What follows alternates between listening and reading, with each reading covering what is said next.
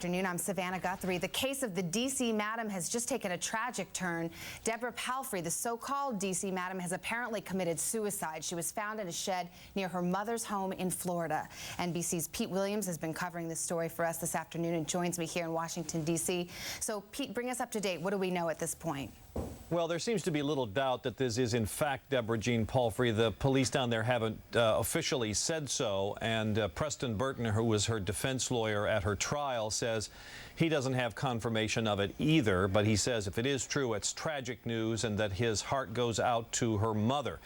The police down there say, and we've been told by law enforcement officials that in fact it is her, that she was found in a shed near her mother's mobile home in a small rural area of Florida near Tampa, about 20 miles northwest of Tampa.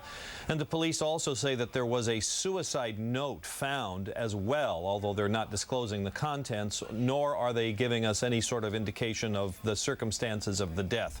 But it was just 2 weeks ago that Deborah+Jeane+Palfry was convicted here in a trial in Washington, D.C. in federal court of running an escort service that involved prostitution.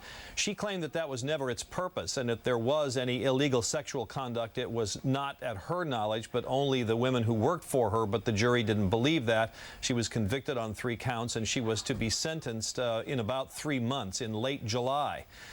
She still had an appeal pending. Her case was, there was a conviction, but it was by no means over. Her lawyers were asking for a new trial. They were in the middle of filing all the necessary appeal papers, so this comes as a great shock to them. I should say, Savannah, that this sort of thing is very rare.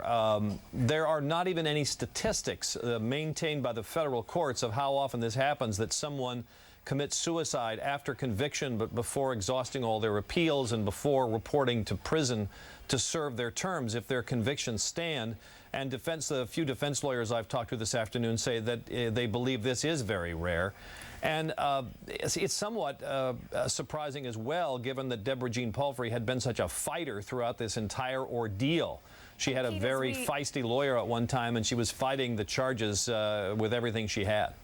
And Pete, as we look at some live pictures of the scene there and await a news conference from authorities there in Florida, I know this isn't as easy a question as it seems, but I mean, about how much time would she have been facing in federal prison? Well, in theory, her maximum sentence would have been 55 years. Now, of course, she was 52 years old, so I don't know what the total would have actually turned out to be, but she was facing some very serious prison time. You're right. And apparently this is not the first suicide in connection with this case. What's that about? Well, there was an escort service employee who was a former college student. She was arrested on prostitution charges in 2006, and she committed suicide in January of this year before this case went to trial. Okay, Pete Williams following it for us. We will keep you standing by there as we await this news conference. Thanks so much. You bet. Now to politics. Just